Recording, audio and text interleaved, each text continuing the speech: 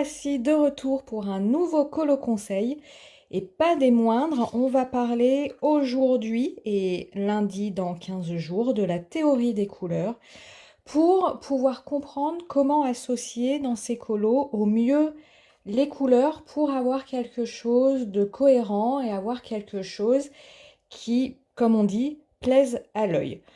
Je vais vous parler de cet outil qu'on appelle un cercle chromatique et je vais vous parler des différentes propriétés des couleurs pour essayer de comprendre comment fonctionne une couleur. Dans la seconde partie des colo-conseils dédiés à la théorie des couleurs, on verra, une fois qu'on aura compris comment fonctionne la couleur, comment faire des associations de couleurs agréables. Première chose, la couleur, elle est composée de 3 facteurs. Une couleur, elle est la combinaison de ces 3 facteurs, c'est-à-dire du nom de la couleur, par exemple le rouge, de sa tonalité. Alors ici, je vous montre un nuancier d'aquarelle que j'avais fait. La tonalité, c'est partir d'une couleur pure pour aller vers sa teinte la plus claire. Et puis de la saturation. La saturation, c'est lorsque vous allez partir d'une couleur de base. Ça, c'est pareil, c'est un nuancier aquarelle que j'ai fait dans un carnet. Donc ici, la couleur pure, c'est le jaune citron. La saturation va concerner cette deuxième ligne, c'est-à-dire prendre la couleur initiale et lui ajouter progressivement du gris pour dire que l'on va désaturer cette couleur. Donc on retient, hein, une couleur, c'est pas seulement dire voilà, je mets du jaune, je mets du bleu et le tour est joué. S'intéresser à la couleur, c'est comprendre le nom de cette couleur, la tonalité, est-ce qu'on est dans quelque chose de foncé ou de plus clair, et comprendre la saturation de sa couleur. Ok pour ça, c'est pas très compliqué, il faut juste faire une petite gymnastique et puis un petit effort de mémorisation. Alors, si je reviens, hop, à mon cercle chromatique. Ce cercle chromatique, moi je l'ai acheté dans un magasin de loisirs créatifs. Vous pouvez également le trouver en photo sur Internet. Après, je vous conseille, si la théorie de la couleur vous intéresse, je vous conseille de vous en procurer un parce que sur Internet, vous ne pouvez pas faire tourner les 3 niveaux, hein. Le cercle chromatique, il a comme ça 3 niveaux. Et nous le verrons au niveau des associations de couleurs. Le fait de pouvoir faire tourner ces 3 cercles ensemble va être bien pratique, mais on n'en est pas encore là. Comment se présente ce cercle chromatique? Cette partie-là, vous voyez, hein, je vous dis, il y a 3 niveaux.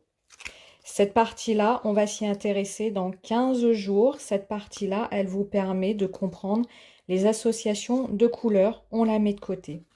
La seconde partie regroupe le nom des couleurs pures avec ici une teinte plus claire, une couleur qu'ils appellent ombrée et une couleur désaturée.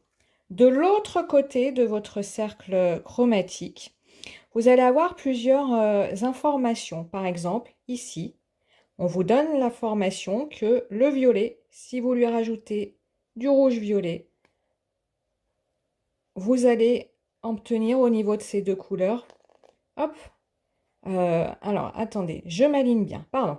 Au niveau du violet, voilà, si vous lui ajoutez du jaune, vous allez obtenir cette teinte-là. Au niveau du rouge-violet, si vous lui ajoutez du jaune, vous allez obtenir cette teinte-là. Et vous pouvez comme ça tourner. L'ajout de bleu, si on reste sur notre rouge-violet, donnera cette teinte-là. L'ajout de blanc, l'ajout de noir, ok? Mais tout ceci est très progressif. Vous avez ici, je vous en ai parlé, l'échelle de valeur, c'est le niveau de saturation d'une couleur. C'est-à-dire, si on part du rouge, on ajoute un petit peu progressivement du gris. Hop, je tourne pour arriver à quelque chose de très noir. Ok. Vous allez remarquer quelque chose sur ce cercle chromatique.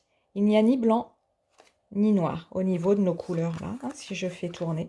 Pourquoi? Parce qu'au niveau de la théorie des couleurs, et je parle bien de la théorie des couleurs et non au niveau de la théorie de la lumière, ça c'est encore autre chose, ça me rappelle mes cours de spé physique de bac S il y a longtemps. Donc au niveau de la théorie des couleurs dit qu'on obtient du noir en mélangeant les trois couleurs complémentaires ensemble, on va y revenir, et que le blanc, c'est l'absence de couleur.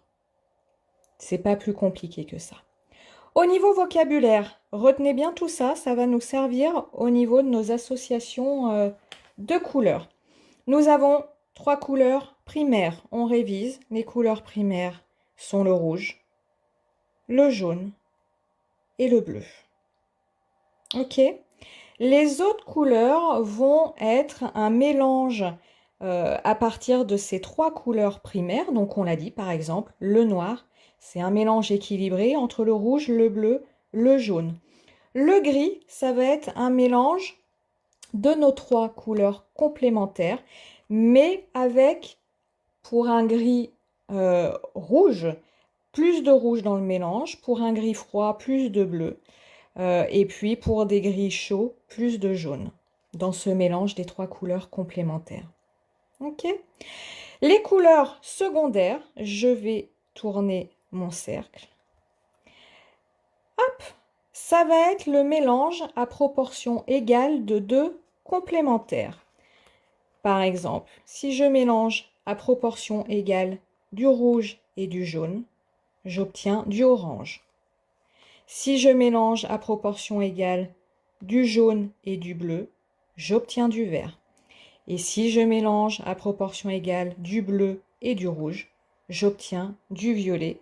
Ce sont nos couleurs secondaires. Enfin, les couleurs tertiaires, ça va être le mélange entre une couleur primaire et une couleur secondaire. Le rouge, mélangé au violet, donnera un rouge-violet. Je vous en fais quelques-unes comme ça. Le rouge mélangé à du orange donnera du rouge orangé. N'oubliez pas que si on parle par exemple de rouge orangé, cette teinte n'est pas unique. Il y a toutes les valeurs de cette teinte, c'est-à-dire du rouge orangé foncé en allant vers le rouge orangé plus clair. Et vous avez des couleurs saturées et désaturées, c'est-à-dire si je prends mon rouge orangé et que je lui rajoute progressivement du gris, je vais encore avoir des teintes de couleurs différentes. Ok pour ça? Donc ça, on verra. C'est important de comprendre comment les couleurs se mélangent entre elles pour plus tard comprendre comment faire de bonnes associations de couleurs. La théorie des couleurs, elle va vous servir à quoi dans vos colos ou dans n'importe quel projet créatif? Comme je vous le dis, ça vous permet de comprendre comment fonctionne une couleur, qu'est-ce que c'est qu'une couleur et comment fonctionne une couleur. Ça veut par exemple dire, une couleur où je perçois une saturation importante, je vais peut-être pas à côté lui mettre une couleur flash. Ça va faire trop criard au niveau des yeux. Tout ça, on y reviendra dans 15 jours. Comprendre la théorie des couleurs, ça vous permet, à partir de crayons de couleur gras, et j'insiste, de crayons de couleur gras, à partir de pastels grasses, à partir de peintures, bref, à partir de textures qui se mélangent, de créer de nouvelles couleurs, et ça, c'est vachement sympa.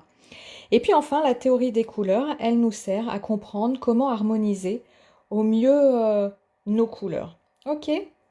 Dernière chose à savoir, niveau vocabulaire, on va parler de couleurs chaudes et de couleurs froides. Alors, que je vous aligne tout ça correctement. Hop.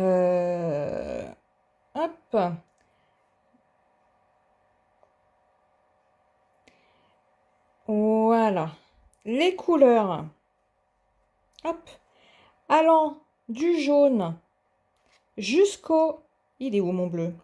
Jusqu'au bleu, ici, vont être dites des couleurs chaudes parce qu'on passe par le rouge orangé. Par contre, le jaune qui arrive jusqu'à nos teintes de bleu violet, en passant par le vert, vont être dites des couleurs froides parce que dans le jaune, on y ajoute du bleu. hop, j'étais pas bien centrée. Donc, jaune qui arrive jusqu'au violet bleu, couleur chaude, puisque au jaune, on y ajoute du rouge. Retenez, le rouge, c'est le feu, couleur chaude. Et le jaune arrivant jusqu'au bleu-violet, passant par le bleu, donc le vert, sont dites des couleurs froides, parce qu'on y ajoute du bleu. Le bleu, c'est le frigo, c'est la glace, c'est la neige, il fait froid. Ok pour vous? Allez, je vous laisse découvrir tout ça de votre côté. Je vous laisse bien comprendre comment tout ça fonctionne. Je vous retrouve lundi prochain pour d'autres colo conseils. Lundi prochain, on parlera dégradé à plusieurs couleurs. Et vous verrez pourquoi c'était important que je passe par là avant de vous parler réalisation d'un dégradé à plusieurs couleurs. Et puis dans 15 jours, on parlera harmonisation des couleurs. J'espère que cette petite vidéo vous aura permis de comprendre un peu plus comment fonctionne cet outil. Et je vous retrouve dans une semaine pour un prochain colo conseil. À bientôt!